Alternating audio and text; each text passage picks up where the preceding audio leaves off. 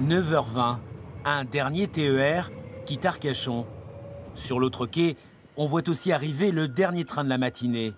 La circulation est ensuite suspendue durant plus de 5 heures. Place aux travaux. Un chantier de restauration des quais en pleine journée, c'est rare. D'habitude, la SNCF travaille de nuit. Cette fois, il n'y a plus le choix. En nocturne ou au petit matin, les riverains n'en pouvaient plus.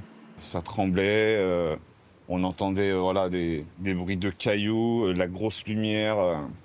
Donc oui, c'était super impactant pour s'endormir correctement. Il y avait des périodes où je prenais des cachets pour dormir parce que j'arrivais pas à dormir jusqu'à 5 heures du matin. Hein.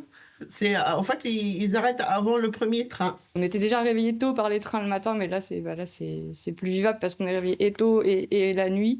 Donc non, ça a été long et compliqué. On est content que les horaires aient changé sur la journée. La mairie d'Arcachon n'a pas renouvelé la dérogation qui permettait à la SNCF de faire du bruit la nuit. Comme des négociations sont encore en cours, les deux parties n'ont pas accepté de commenter cet épisode. Depuis, des bus prennent le relais, dans les deux sens, aux grand dames des passagers.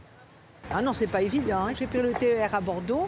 On est descendu à Biganos. Biganos, il y avait un autobus qui nous attendait. Et ensuite, je suis arrivée là. Donc, au lieu de mettre 1 heure, j'ai mis 1h30, 1h03. C'est vrai que les délais de route ne sont pas les mêmes que les délais de train. Donc, si on a une correspondance sur Bordeaux, effectivement, ça pourrait être handicapant. Les transports de remplacement mis en place courent entre le milieu de matinée et le milieu d'après-midi. Après, les trains reprennent leurs droits. À un moindre mal, sur l'une des lignes les plus fréquentées d'Aquitaine.